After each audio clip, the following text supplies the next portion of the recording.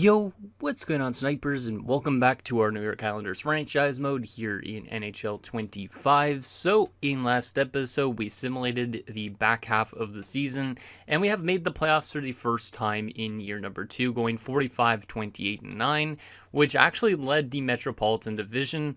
Now, what's kind of crazy, though, is the Atlantic Division that obviously had 5 teams make the playoffs. They were absolutely stacked, so you can see we have home ice advantage against Montreal, despite them going 52, 27, and 3. So this is going to be probably a pretty tough task for us in our first ever playoff series, but if you look here on the comparison matchup, you can see we're both pretty close in goals for per game. Same with goals against. We were pretty similar on the power play and also kind of similar on the penalty kill. They were definitely a little bit better than us, but I'd say by comparison, we were both very similar teams. Cole Caufield led them with 98 points, while Bo Horvat led us with 93. So it should be a pretty close matchup, I'd say. But honestly, who knows what's going to happen, because the simulation engine sometimes works in weird ways. Like sometimes you see good goaltenders obviously simulate terribly, like Sorokin, who has had really good seasons. He might simulate really bad in the playoffs. So hopefully that's not the case. Hopefully we could play a good defensive structure and also get some offense from our top guys like we did during the season, because that would go a long way in terms of helping us into the playoffs. This is what our roster is looking like going into the playoffs, and I think I've built up a pretty decent squad over the span of just over a year. Obviously, bringing in guys like Anton Ferndell via the draft helps out a lot. It was really nice to get him last year at the draft. Bringing in Frank Vetrano gives us a little bit more depth scoring. We did claim David Gustafsson on waivers, which he's going to be in the lineup to start the playoffs because JG Pageau is currently out, which kind of sucks because he is a bit of a Habs killer in the playoffs. So hopefully he comes back relatively soon. Oliver Bjorkstrand, I'm also bringing him in last offseason. I think definitely helped out a lot in terms of the goal scoring and point department, because you could see he had 75 points, which definitely helped with guys like Bo Horvat and Matt Barzal in terms of picking up points. So our top line has been fantastic. Our second line has been a bit of a mixed bag. Guys like Duclair had an okay season, but obviously it started off not that great. So hopefully he doesn't start the playoffs off on a goalless streak. But 26 goals this year, I will definitely take that from him. So I just hope that obviously we get that depth scoring we did in the regular season. Also, good veterans like Craig Smith have helped out with the defensive play on the bottom 6, which is nice. And our defensive core has been pretty good despite having a -2 on the top 6 pairing. So I think we have a pretty good team, and we have 2 goaltenders we could go to too, which is nice. Obviously, if Sorokin's not playing good, maybe give Varlamov a chance, that type of thing. But anyways, before we get into this first round matchup with the Montreal Canadiens, let's get in your guys' comments and see what you guys have to say. Then I'll show you guys once again what Montreal's lineup is looking like, just in case you forgot, and then we will get into game number 1. So the first comment is from Nick Bucker Barons OC, who says, I think a good plan of attack for the future is to take older guys who could provide value to the contenders in the offseason and try and make packages with them that could get younger players getting held down by their teams. That way you can make lateral moves that improve your future and make logical sense for both sides. Guys who will grow into likely at least as good of a player relatively soon for teams that don't want to wait. So he's basically saying trade say is somebody like, if we look at our roster here on paper again, he's saying basically if we wanted to in the offseason trade in somebody like Anthony Duclair, for instance, for a guy that could actually develop into an 84. That way we're building up for the future, and at the same time that we're helping teams that actually want to go for another Stanley Cup or something like that, which does make sense. But obviously I think it depends really on if we win a cup this year, because if we don't win a cup, or if we don't win a cup this year, we're obviously going to want to still push next year, and obviously having a weaker roster on paper won't really give us that cup. So I guess it really just depends on what we do this year in the playoffs. Like if we go far, we win a Stanley Cup, then maybe we could actually decide to tear some of it down a little bit. Like you can see Duclair is going to be turning into a modified no trade clause next season. I believe also a couple other guys changed to modified. We obviously have Brock Nelson, who's on modified. Anders Lee is a pending free agent, so who knows if he comes back next season. Same with Bjorkstrand for that matter. Bo Horvat is still going to be no trade for a while, I think, if I remember right. Yeah, for at least one more season. So I think I'm okay with the cap situation on this team. It's just more about the defensive thing, because obviously we need to free up some cap space somehow this offseason to get Noah Dobson on a long-term deal. Guys like Pelech and Pollock, I believe they are not... Actually, Pelech's already modified. I didn't even remember about that. Pollock, though, I think has 1 year left. Yeah, 1 more year left, a no trade clause before he becomes modified. So we could think about moving out maybe one of the two of those guys to free up cap space for Dobson if we want to. Another guy I would still kind of want to move out at some point is Scott Mayfield, just because I don't know, he's got a long-term contract. I think he's pretty much negative value at this point, though, and him having a no-trade clause, him having basically the choice to waive his clause or not, I feel like it would be still hard to move him at this stage, so we might have to still wait at least another season, which kind of sucks, but we are going to have to try and find ways to free up some cap space. I think... yeah, Varlamov has modified no trade, so we could always offload some money that way. Obviously, Sorokin is still going to be here for a while, but he's still no movement clause all the way until 2028-29. So we have a lot of guys still that we have to kind of worry about in terms of the future of this team. I don't really know if guys like Bjorkstrand and Lee are going to be able to come back just because we need that money for Dobson or not. So it's definitely going to be a bit of a juggle once we get to the offseason portion. The next comment is from Sound Otaku, who says, the Atlantic this season has been the most stacked division in NHL history. You're playing a 50-win team that's a wild card spot. Can a division winner be considered a cheese team? And that's a very interesting question. I don't know if we technically are a cheese team or not, because we technically just won the division, but we're going up against a much better team. So technically, are we the cheese team in that sense? Like, since we won the Metropolitan Division, doesn't that make us a bit tougher of an opponent for teams in the Atlantic? Because obviously the Atlantic teams have faced each other a ton, but they haven't faced us as often. So maybe we have a chance to kind of be like a bit of an underdog, even though we technically won the division, which seems kind of weird saying that, but maybe that's the case. And the last two and final comments are from Big T. The first one says, you should see how much Dobson wants. And yeah, let's take a look and see what Noah Dobson's trying to get this offseason still. I believe he's a pending RFA, right, still? Yeah, he's still... wait a second. What? Wait a sec. Did we offer him a contract? I'm confused. Did we offer him a contract in one of the most recent episodes? I feel like we... Okay, that's very strange. That is actually kind of strange. I don't think I offered him a contract in last episode, did I? I don't feel like I did. So is the AI automatically doing signings and stuff like that, even though... I don't have that on. I don't even know. That's weird because I can't see how much he wants now because he's obviously got a contract offer apparently. Let me actually go to the... Does it say pending offers on the bottom? Let's see. Where is the pending offers? I don't know. It doesn't even show it on this screen. It contracts offered 3. It says on the bottom, contract offers 3. I'll zoom into it probably so you guys can actually see where that portion I mean is. But is the AI doing my signings for me? Because that would not be good. Bolduc also has a qualifying offer already sent. I didn't definitely not send Bolduc an offer already. That's kind of strange. Those guys both shouldn't have offers already. Who's the third one, though? Isn't somebody in the AHL? What the heck? Okay, I'm very confused, because I definitely didn't offer those contracts already. At least not that I remember. Huh. There must be a bug that I don't really know what it is. So shout out to Big T for mentioning about the contract for Dobson, or else I would not have realized that. That's probably a bug. That's probably a bug, because I don't think I offered them contracts. And if we go to settings, I shouldn't have AI auto signings on. But it seems like they definitely are trying to sign people without my permission. Unless this reset as well. I don't even think you could turn that on mid-season. Can you? I'm pretty sure. Let's see. Yeah, where's the signing stuff? Try to think if I could find it. I don't even think it's something you could turn on mid franchise mode. That's very strange. Unless I did offer them contracts in last episode, but I don't think I did. You guys could remind me, but that's very, very confusing. And I am not too sure, because I don't think I would have done one at least to Bolduc. Maybe I would have done one to Dobson, but I don't think Bolduc I would have done one to. But now I'm second guessing myself. And finally, Big T says, I wish Horvat would have, with Vancouver, scored 45 goals with my favorite team. And yeah, Bo is really good this season. I'm kind of surprised he took that step up. Hopefully he continues to do that, because maybe I just hold on to him till his career wraps up, because he's actually been a pretty good leader for this team, which I really, really like. I just don't really like his long-term contract, but at the same time, it makes sense because he's an elite player. So anyways, there's that. Let's take a look at the Habs again, and then we will actually get into this playoff matchup. I know it's been a little bit because obviously just me thinking that I must have not giving us contract extensions? I don't think I did. I honestly don't think I did. I'm very confused on what the game did, but it must be some sort of bug. Anyways, Montreal's top line, you can see this is going to be tough for us to contain Caufield, Suzuki, and Slavkovsky. Second line, it's a little bit weird that they have Tanner Pearson there, but they have like Newhook, Laine, which is good. Armia's there still. Doc is good. Obviously, Josh Anderson, kind of a decent third liner.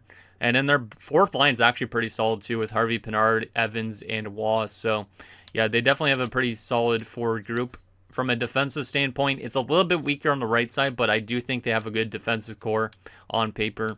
And then from a goaltending perspective, I mean, Montembeault is pretty solid in real life. Not too sure exactly how he'll assimilate in this, but I do think they have a pretty solid team for the most part. So hopefully we can find a way to shut down, especially that top line, and get to work offensively. So we need to play a good defensive game, and they need to basically outplay our offense, basically, if they want to win, because their offense was fantastic, I would say. It was technically a little bit worse than us during the regular season, but they have, I'd say, the better depth.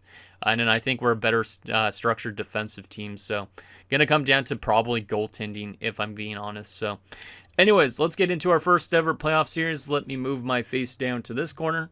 And let's get to game number 1, April 17th, 2026. Damn, I'd be like literally 8 days away from turning 30 years old at this point. Oh, man, I don't want to even think about that. Anyways, let's get to game number 1. We have home ice advantage. Let's use it to our advantage. And let's hope we can get off to a good start here.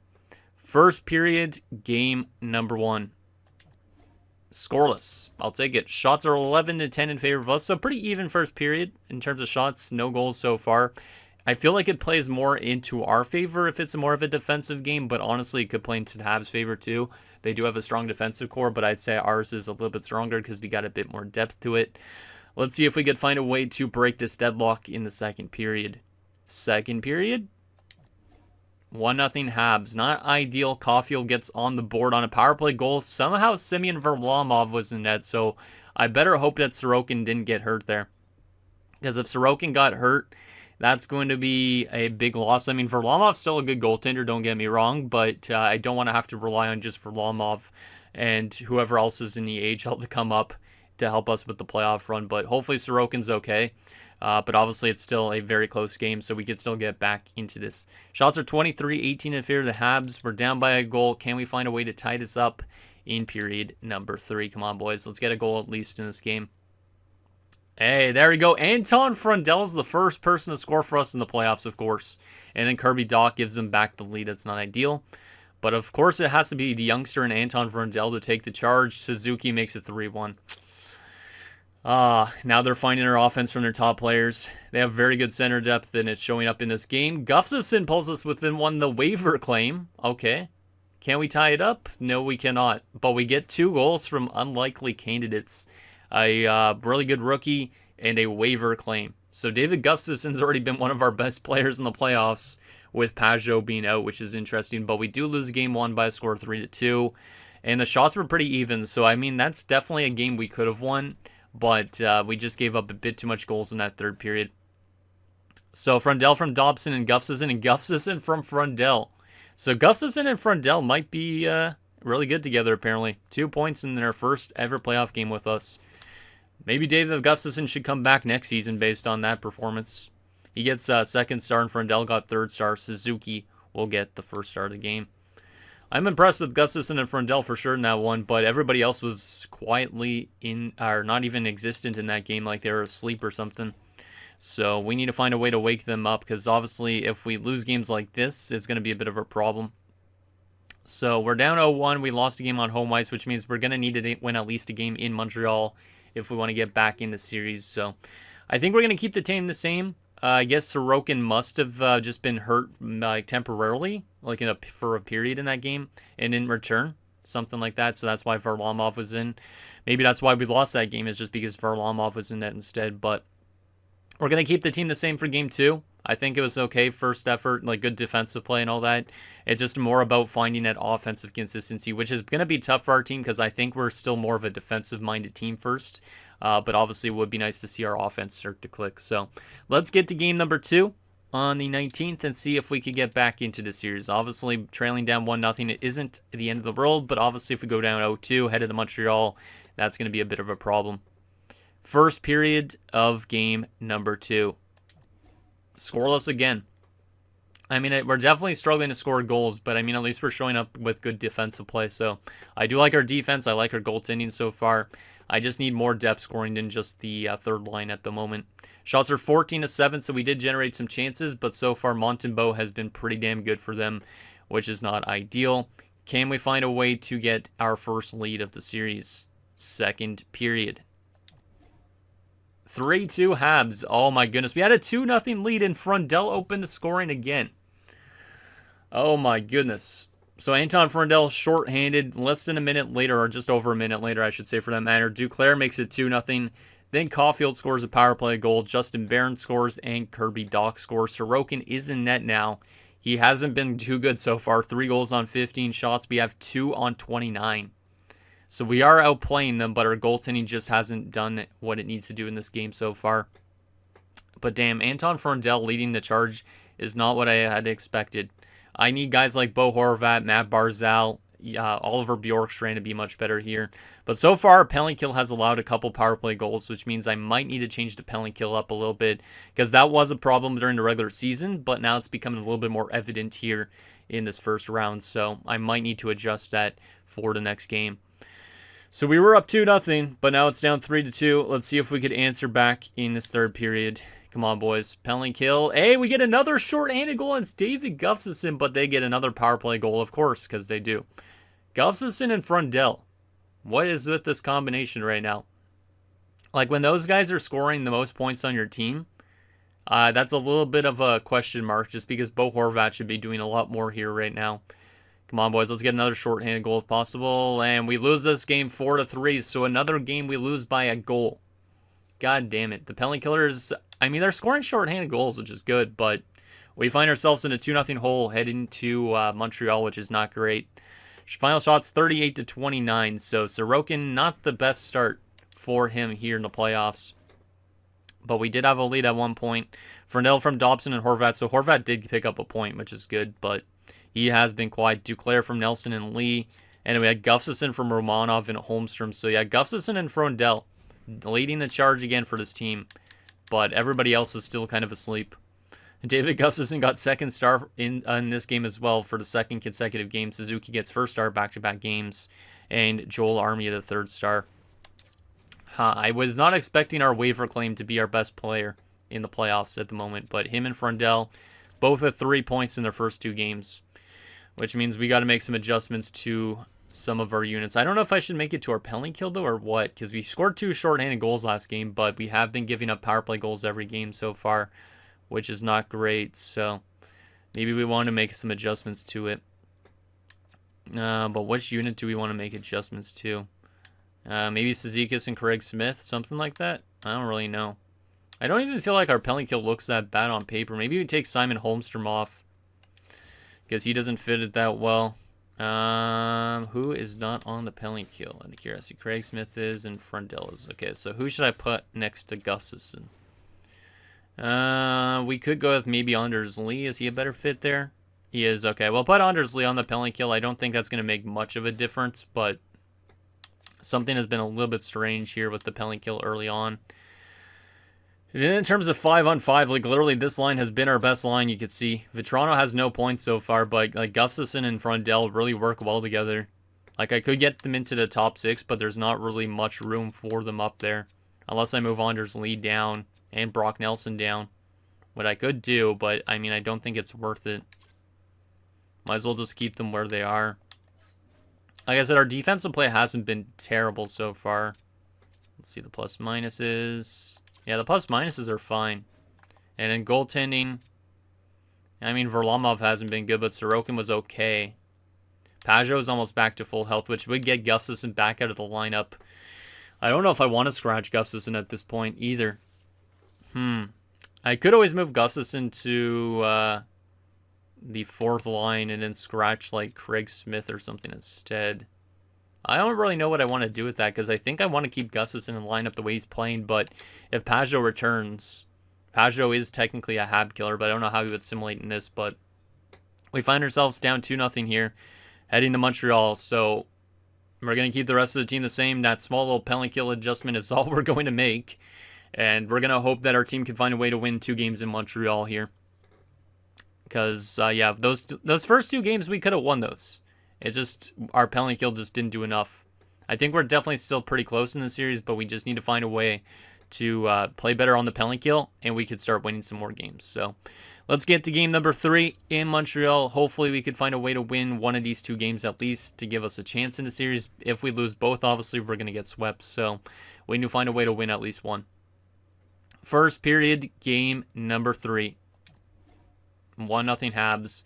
Raphael Harvey-Pinard beats Sorokin with 42 seconds left. Shots are pretty even again, 11-10. Like, this series has definitely been a pretty close one, I'd say, so far. But we're just getting the wrong end of the pencil or something like that. I don't know. We're getting the eraser, which is erasing us from existence. Meanwhile, they're getting everything drawn up perfectly because they have the pencil side of the pencil. That's a really weird conundrum. I don't even know if it makes sense. But anyways, we're down 1-0 after 1. Can we find a way to tie this game up in the second, or even get that lead, or even just stay close in this at least? Because if we allow a couple goals in that second period, that will definitely set us back quite a bit for the third. So let's just keep this close. Second period. Okay, there we go. We tie it up. Oliver Bjorkstrand on the board. Good to see him show up. His first goal in the playoffs. Shots are 28-17 in favor of us, so we are definitely outplaying them again in this game, just like last game. But it's their goaltending that has been the difference, I think, so far in this one. Montembeault has been pretty locked in for the most part, except for, I'd say, a little bit of a hiccup last game, obviously, when we scored 2 quick goals. But it's a 1-1 game going into the third.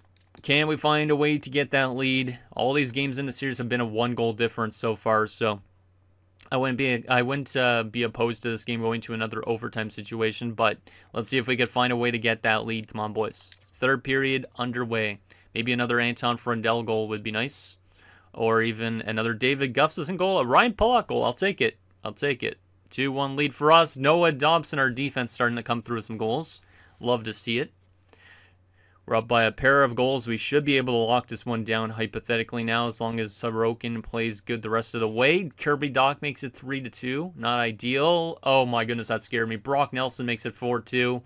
We get an empty netter from Bjorkstrand, and our top guys have come alive. We win 5-2 in Game 3 as we take the first game in Montreal, and now we're only trailing 2-1 in this series. Shots 46-27, so we almost had 20 more shots than them in this game. So our team definitely pushed a lot harder than they did in the past. Hopefully they continue to do that into Game 4 as well, because that'd be nice. So Bjorkstrand from Barzal and Horvat, Pulock from Barzal and Bjorkstrand, Dobson from Horvat and Sorokin. I almost said Horokin. Sorokin, though, picks up an assist in this game, which is nice. Nelson from Duclair and Lee, and Bjorkstrand from Dobson. So Bjorkstrand in the top 6 really came alive in this game, and that's exactly what I want to see, because I don't want to rely on guys like Frundell and Gustafsson right now. But 3 points from Bjorkstrand, 2 from Dobson, Horvat, and Barzal.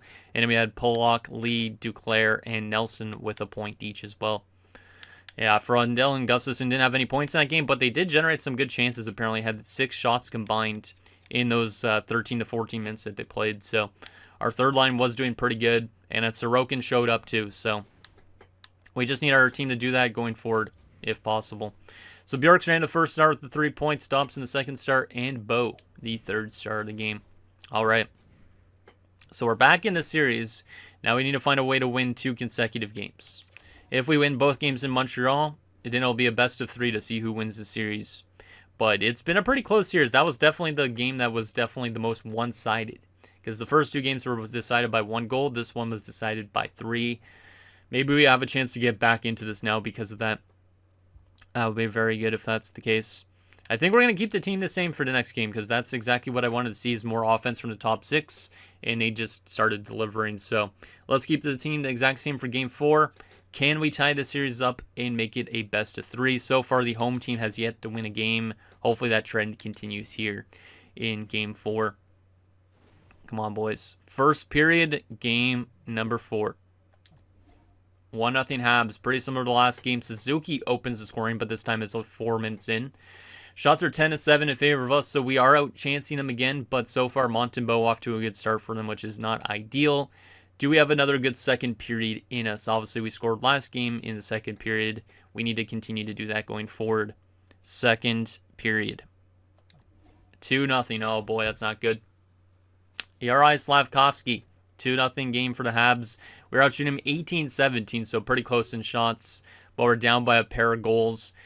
If we can't come back in this third period, we're going to need to win 3 straight games to knock out the Habs, which is going to be quite the tough task. I don't know how they're doing so good this season and how they're... I think obviously an Atlantic Division team is going to win the Cup this year if we get eliminated because of how good it is, but the Habs are definitely doing a lot better than expected for just year number 2. But anyways, let's see if we can get back into this game in the third period.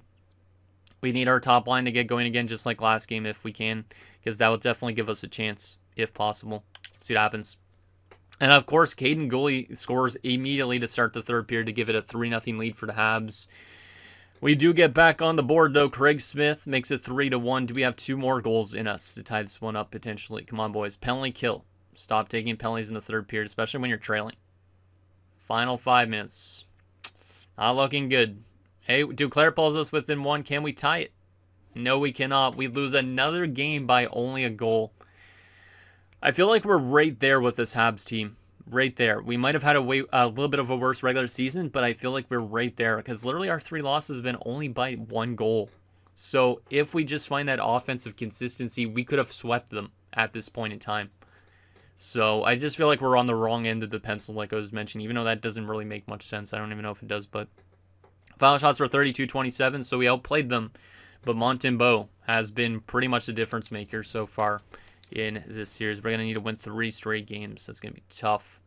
Smith from Cizikas and Sorokin. Ilya Sorokin literally might be one of our best point getters here in this first round. He's got 2 assists against the Habs. It's very weird. Duclair from Nelson is the other goal. Yeah, Ilya Sorokin's been definitely one of the best offensive players on this team right now. So Slafkovsky first star, Montembeault second star, and Suzuki the third star. Yeah, I wasn't expecting Sorokin to pick up 2 assists here in the playoffs, but here we are.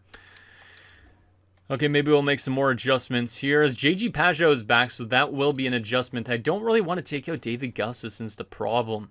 I do like Gustafsson's play a lot here. Is there anybody that I'm not really happy with here? -1 from, who is that, Vetrano? Yeah, Vetrano hasn't done anything. Vetrano might be the most quiet offensive player at this stage. I'm trying to think of what I could do here, though. Because Pageau's only a centerman. He doesn't play the wing. He has a right-handed shot. I could try and move Gustafsson to the right side. I don't know if that will make any chemistry a lot worse or not. What if I scratch Frank Vetrano for a game? I could try it out. Let's see. Who's the better shooter? 3-star shooter. Gustafsson is 3 stars as well. Let's go with Gustafsson on the right side, sure. So yeah, we will scratch Frank Vetrano for at least this game here, just to see if Pageau could help us out defensively, and maybe he could bring the offense too. Because like I said, Pageau is usually a pretty good player against the Habs in the playoffs. And then in terms of defense, any bad pairing here so far? A top 6 pairing, literally with a -2 chemistry, has been really good. So I like that. The second pairing's been a bit quiet too. I could swap these 2 around. Pelech and Dobson, Romanov and Polak. Let's just try that out. And then goaltending we'll keep with Sorokin because he's got 2 assists so far and he's been okay. Let me actually go not those stats. I want to go to playoff stats. Yeah, it's just weird that he has 2 assists here in the playoffs. Because in the regular season, he had 2 assists as well. And obviously, he played a lot more games in the regular season. So, I don't know. He's one of our best offensive players right now. We got to keep him in, obviously. All right, so a couple of adjustments. Frank Vetrano getting scratched for this next game. JG Pageau draws in because David Gustafsson's been one of the best players on this team so far. Can we fight off elimination? This is literally on my 30th birthday, apparently. It's April 25th, 2026. Don't want to think about that. Let's keep my team alive here and get to a Game 6 situation. Let's try and get it back at least to a Game 7 if we can. But real-time simulation, can this team fight off elimination and stay alive for at least another game? Let's see if we get offense more from a bunch of different guys on this team. Our top 6 was good in that one game, but it has been a bit quiet. So Slafkovsky opens the scoring for the Habs, but Anders Lee scores. Good to see Anders Lee on the board. That might be one of his last goals here in Long Island. Makes it a 1-1 game. I don't even know if the arena is still in Long Island. Is it Islanders fans? Because I know that it used to be in Long Island, but I'm not too sure if UBS is in a different area of New York. Because I honestly don't remember if they said that it's in a different area or not. But anyways, shots 12-9. It's a 1-1 game, so we are out shooting them again. But Montembeault, I feel like, has been a difference for them. And the fact that they've been able to just score one more goal than us most of these games. Do we have an answer in the second period? Let's see what happens. Come on, guys. Let's get that lead. We haven't had the lead that much in the series, which is kind of questionable. Come on, guys. I believe in you. Let's get a goal from like Frundell or Gustafsson. That's why I kept Gustafsson in the lineup, because he could bring some offense potentially. And maybe, who knows, JG Pageau could get on the board. Bjorkstrand makes it 2-1. Duclair makes it 3-1. Good to see our top six going in this game a little bit again. It is showing some good flashes of brilliance. Shots are 19-14 in favor of us. We're up by a pair of goals. Let's see what happens in this third period. Hey, Anders Lee scores again, 4-1.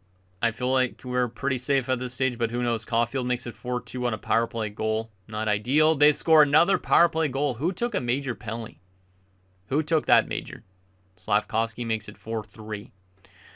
Can we find a way to lock this down? Just breathe, boys. Don't give up anything. You got this. We got a good goaltender. Oh my goodness, we blew a 4-1 lead. We're definitely going to lose this now. I would jump in and watch, but at this point, I don't think it's really even worth it. I don't even know. I feel like we're definitely going to lose this because we were up 4-1. And of course I said, oh, I feel safe now. And then of course they score 4 unanswered goals. So Josh Anderson tied it up. Shots are 29-27. We need a hero. Who wants to keep us alive and get us to a Game 6 situation? Let me think about who I want to call on. I feel like Frundell could still live up to more because obviously he was great early on in the series. Has been a little bit quiet as of late, but I feel like he could do something. It would be nice to see Matt Barzal do something. I feel like he hasn't scored a goal in the series. He's had some assists, I know, but I don't think he's scored a single goal yet. So let's call on him, and let's call up on Noah Dobson, the pending free agent. Just because obviously he's going to get paid a lot of money in the offseason. Maybe he could live up to expectation in these big moments. So let's see what happens in overtime. Can we survive another day and go back to Montreal? Come on, boys. Let's fight off this comeback that they had. Power play for us, and we do score. Let's go. Who is it? Bo Horvat. Leave it to Bo. Leave it to Bo. Of course it's Bo. And we do survive another day. Final shots 35-29. We are going to be going to a Game 6 back in Montreal. Huge win there. Maybe it'll save our season. Maybe it'll save our season. That's a big goal. So our top 6 was good in that game, but it was a little bit of a collapse in that one. A little bit risky, but we do survive. Lee from Duclair and Pollock. Bjorkstrand from Barzal and Horvat. Duclair from Romanov and Nelson. Lee from Nelson and Pollock. Then we collapsed, and then Bo Horvat from Barzal and Bjorkstrand. Bjorkstrand has been maybe one of our best players in this series as well. Lee first star, Horvat second star, Bjorkstrand the third star. I'm liking the way we're playing. Like right now, technically we've won one game by only 1 goal. Like we technically could have won all 5 of these games. It's just 3 of these games we lost by only a goal. Like it comes down to the wire a lot in the playoffs. We're right there with them. So if we could find a way to win this, hopefully we could find a way to win in Game 7. Because that'd be a nice little comeback for our team. I think we got to keep the team the same at this point. I don't really know what I could do in terms of adjustments. We did scratch Frank Vetrano. How was Pageau in that game, out of curiosity? Because obviously Pageau, like I said, hab killer, but was he good actually in that first game? I don't think he had any points. But how was he in terms of like plus minus? Even 0. That's not too bad. Let's see. I like the way our offense is kind of spread out on this team right now, though. Like, we're getting goals from every line. And in our defense, let me take a look at the plus minus here. Looks good still. Looks good still. And in the goaltending, Sorokin in 898. So has Sorokin been the problem in save percentage? Like, that save percentage should be, like, way above that. Like, yeah, I think he's been maybe the worst player on the team in terms of that. But, I mean, Frank Vetrano wasn't doing anything when he was in the lineup. We could get Frank back in, but I think I'll wait at least until this series is done, potentially. If it comes back to a round 2, I'll probably scratch Gustafsson again, but right now David Gustafsson's definitely been the better player still. So I think I'm going to keep it the same. The playoff stats right now, you can see actually the Habs have not allowed a power play goal for us. So our power play hasn't been doing anything so far in the playoffs. And their power play has done a lot. And our penalty kill has been bad so far in the series. So technically our special teams have been probably the main problem in the series against them. I could try and adjust our power play, but I don't really know if that's something I need to do. Our power play has not scored a power play goal so far, though. It's just kind of bad. Let me take a look at our power play unit here. Horvat, Barzal, Nelson, Bjorkstrand, and Dobson. I do really like this one. Let's get Bjorkstrand up on the forward side of things and put Nelson at the point instead, just to change things up a bit. Pajot on the point. I don't want Pajot being on the point there, I don't think. Trying to think of who I could put there, though. Maybe I'll give Romanov some power play time instead of Pajot, just for a little bit of something different. Because Romanov has brought in some offense so far against his former team. So, anyways, that's the only little adjustment we're going to make is to the power play to see if we can find ways to score goals, because maybe that's why our offense has been a little bit more quiet. It has had 2 5-goal games, but in terms of the losses, it hasn't been as good. So, let's get to game number 6 and see if we could force a game 7 back in our home building. Come on, boys. Let's do this. Real-time simulation again. Let's just build off that last win, because that was a huge win for our team. Winning on the road is going to be tough, though, because the Bell Center is not an easy building. Barzal opens the score, and I did call him out last game. He hadn't scored, I don't think, in the series, and he makes it 1-0 early on. That's a good sign. Can we get more insurance, though? Because obviously no lead is safe against this Habs team we know from last game, obviously. Final few minutes of this first period, and we are going to have a 1-0 lead after 20 minutes. Shots are 12-10 in favor of us. Can we get some insurance in the second period to make it more safe? Come on, boys. Let's get our top guys going. Matheson scores a shorthanded goal against us. Jesus. Our power play just can't score goals, and it gives up shorthanded goals. Brock Nelson scores a goal to give us back the lead. Let's go, Brock. Huge goal from Nelson. Penalty kill. Come on, boys. Nicely done. Let's just get some insurance. Penalty kill again. Stop taking penalties. You know that their power play is really good. And we have a 2-1 lead going into the third period with the shots 24-20 in favor of the Habs. I don't like that our power play can't score goals and that we give up shorthanded goals. Like, I don't really know what I could do to make it even better. Should we move Frondell to the first unit and move somebody else like Brock Nelson to the second unit? We might have to do some sort of adjustments if we do somehow find ourselves into the next round.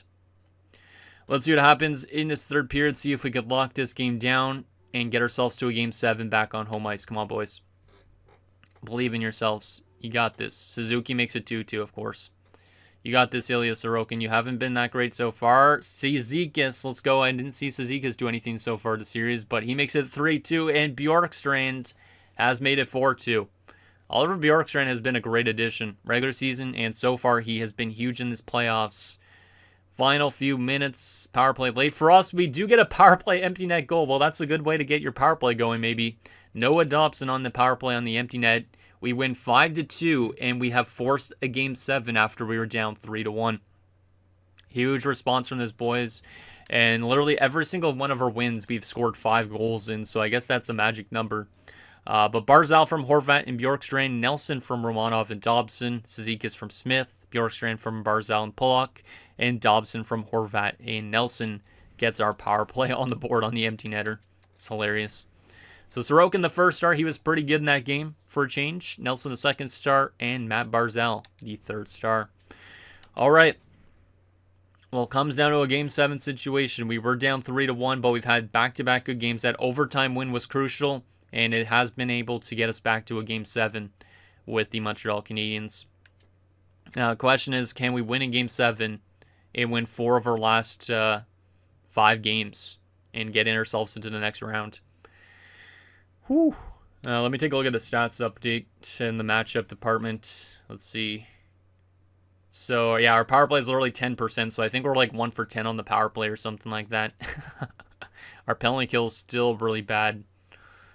We're scoring 3.67 goals for per game. We're allowing 3. So our offense has actually been better in this series than it's been in terms of defense. So the Habs are scoring less goals per game than us in the series just because our wins have been 5-goal games. That's kind of strange. But we're going to a Game 7 for all the apples. We're going to keep the team the exact same. And like I said, if we get to next round, Frankie V will come back into the lineup, and likely I'll scratch Gustafsson at that point.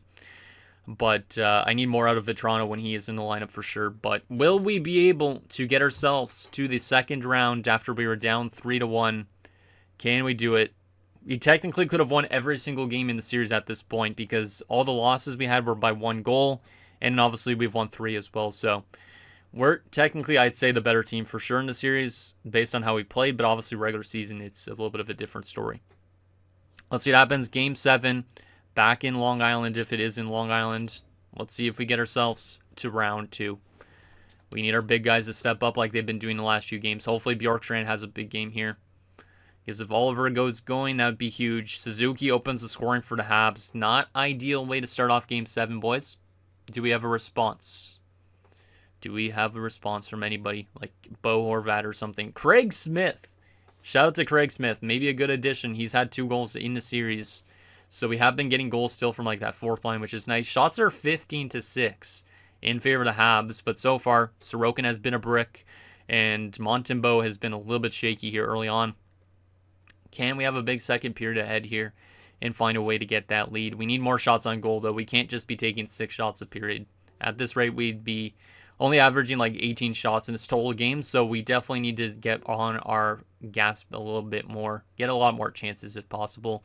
And maybe we could score a power play goal in regulation this time, not on the empty net. That'd be insane. To see our power play get going all of a sudden. Come on, boys. I believe in you. I don't know who wants to be the hero. Hey, Brock Nelson. He's been good as of late, too. He's got like 3 goals, I think, in the series. So our top 6 has been delivering, which is really good. Because in the early parts of the series, it was just Gustafsson and Frundell. And of course, Joshua Watt ties the game up late in the second. We are going to be tied going into the third. Shots are 23-13. So once again, we didn't have a lot of shots in that period. Only 7. They had a lot more than that. So shots are 23-13. We're getting outplayed. Sorokin is definitely giving us a chance. And we're scoring on our chances. We need a big third period here. Who do I want to call on in this third period? I don't really even know. Who wants to be the hero? Let's see what happens in maybe the final 20 minutes of the season. See if we can get our lead back. Come on, boys. Penalty kill in this third period. We killed it off. Nicely done. That's a big penalty kill. Into the final 10 minutes now. Or halfway through this period. Final few minutes. Come on, guys. Come on. I believe in yous. I believe in yous. We're going to overtime in Game 7.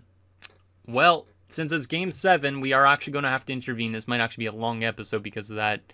But we are going to intervene and watch overtime.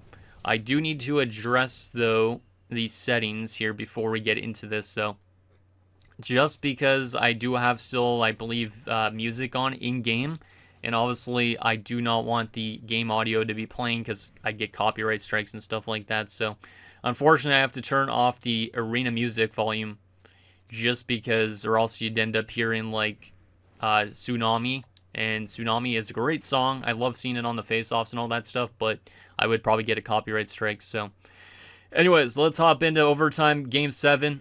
See if we could get a winner. This is the first time we're going to be actually watching a game in a franchise mode in NHL 25. So that's going to be interesting. So yeah, this is like, I don't know if I have one of my friend's sliders loaded up. So hopefully it's not like that because it would be really slow-paced. But we'll see. All right. No, I don't think he has his sliders on right now. Okay, Barzal out there with Horvat and Bjorkstrand.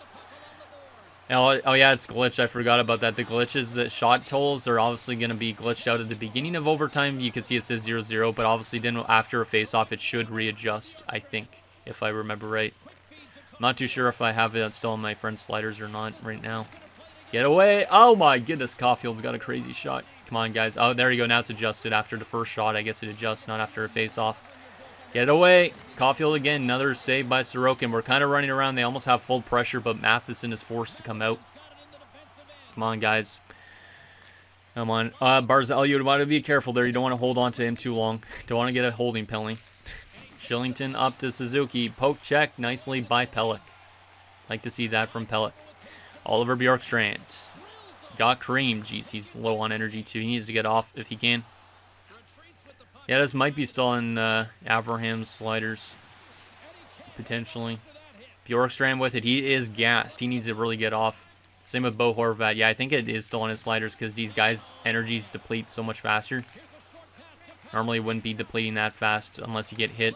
Bjorkstrand turns it over. Tanner Pearson with it. Nice poke check by Dobson.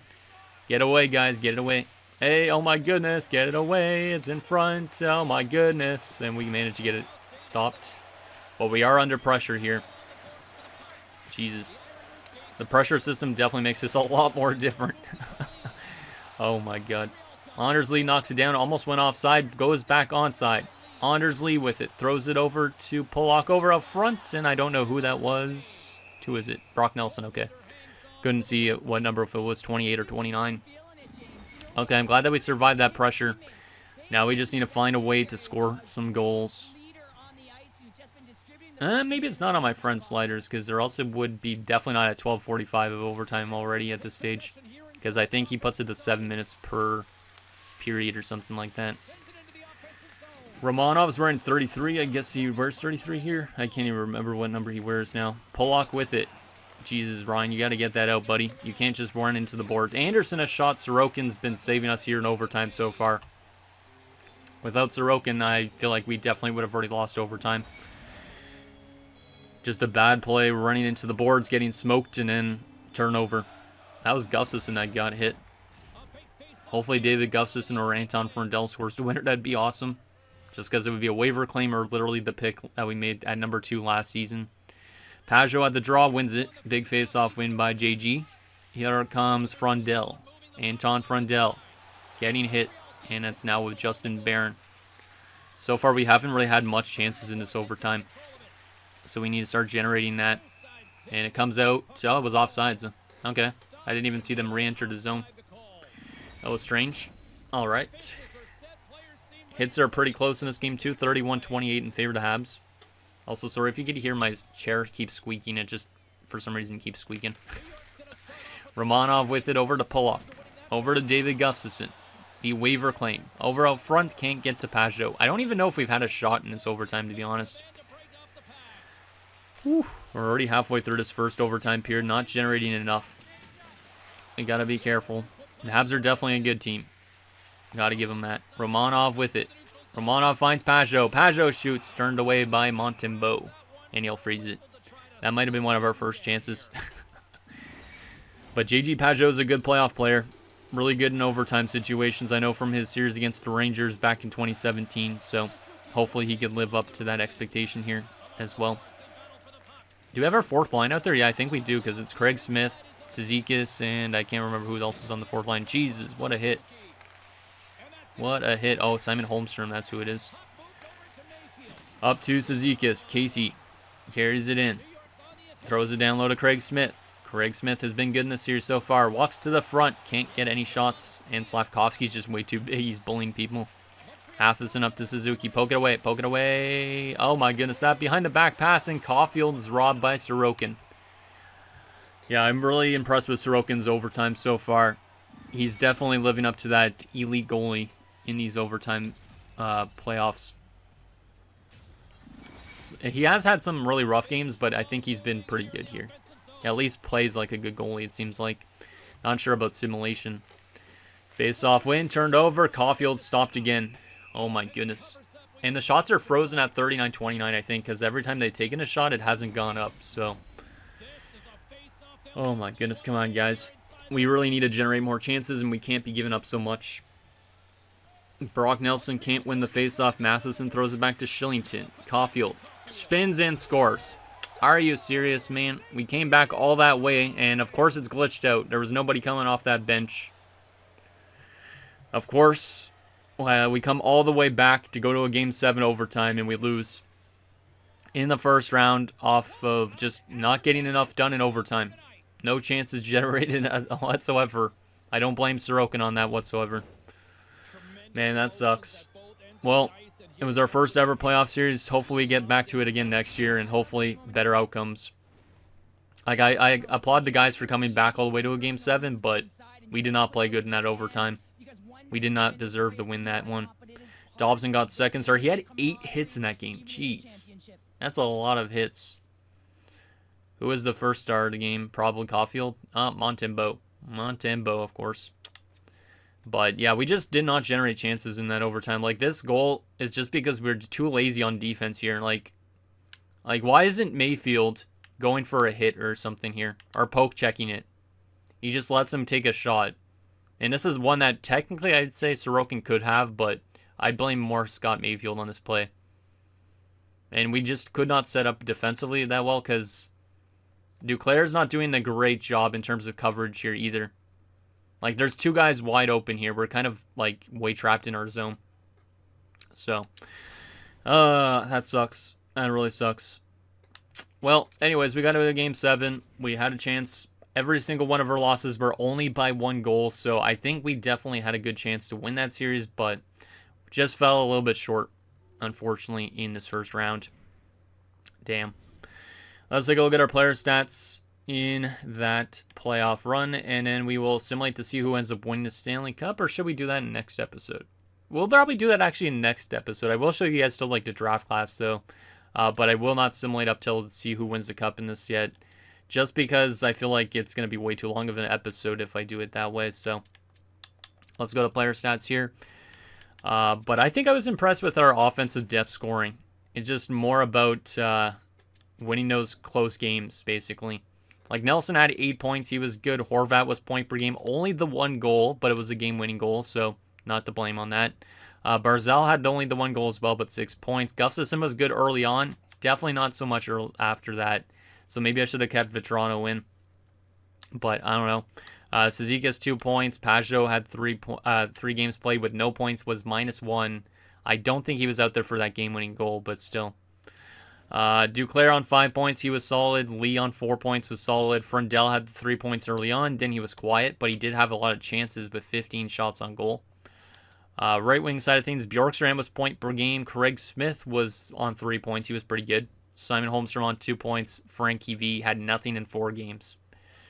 Defensively, Dobson was point per game. Pollock on 4 points. Romanov was fantastic defensively, also had 3 assists. Pellick on 1 assist. Mayfield had nothing. Bolduc had nothing. And then goaltending, Sorokin had a 9-10. Like, honestly, I think we had a pretty good run, but we just could not score those last goals that we needed to win. And our only minus line was our third line. So, So there is that. Final few things we got to do to wrap up this episode is taking a look at the draft class and the contract situation. First and foremost, the contract situation. I need your guys' opinion on what we should do in terms of bringing players back. Like, currently, I honestly don't know if Dobson actually has a contract offer to him or not. But if he does sign an extension and I didn't give him one, I am very confused. Other than that, though, Oliver Bjorkstrand's a pending UFA. Do you guys want Bjorkstrand to come back? I think he was a great fit here, but is he going to be too expensive? In terms of contract extensions right now, he's looking like a $6-7 million player. Most likely a $7 million player, though. Anders Lee could basically get let go of, and Bjorkstrand could come back. We could do something like that because they play the same position almost. Anders Lee is looking only for 2.5, though, maybe now. So Anders Lee might be able to come back, but on a way cheaper contract. He is pretty close to retirement, I think, though. Romanov is also pending RFA. Wants 4.8 only for 1 year. So he wants to be a pending UFA, I guess. Pajot's a pending free agent. I didn't even know about that. Okay. So Pajot coming off the books might save us some money. He is going to be much cheaper, though. Holmstrom pending RFA. Bolduc's pending RFA. Gustafsson's pending RFA. Craig Smith is a pending UFA. Like, at least a lot of our guys pending are RFAs, but the UFAs, we need to think of who we actually want to return to this team. And then in terms of goaltending, Skarek was the other one that got an RFA contract offer, apparently. And then we could probably let go of guys like Hogberg to make room for guys like Lennox a little bit more. So there is all that. Final thing that we need to take a look at is the draft class. What is this draft class looking like? Oh yeah, the 2 franchise guys. We still don't know too much about this draft class. We're going to not be having that great of a pick this year. You guys are going to probably say that it's probably because I didn't make enough moves this season, but I think our team was good on paper. We just could not get that extra win. This guy might be 2 years out. So this is where we're probably drafting around. My guess is late first round. Ooh, a Russian goaltender. We do already have a Russian goalie prospect that's a medium elite, but There's another one. And good chance, since he's supposed to go in the first round, that this guy's an elite goalie. That's my guess. So maybe we take Solovyov. That would be interesting. I don't mind finding another good Russian goaltender to replace Sorokin. There's also an offensive defenseman in Pratt. Ooh, okay. Pratt's 2 years out, apparently. So there is some interesting options late first round, which is good. So at least we should be able to get ourselves a good prospect. What picks do we have this year for the draft, out of curiosity? Because I don't even remember. I think we traded away our second rounder, right? We don't have a second or a third. So we only have our first, and then we have a 4, 5, 6, and 7.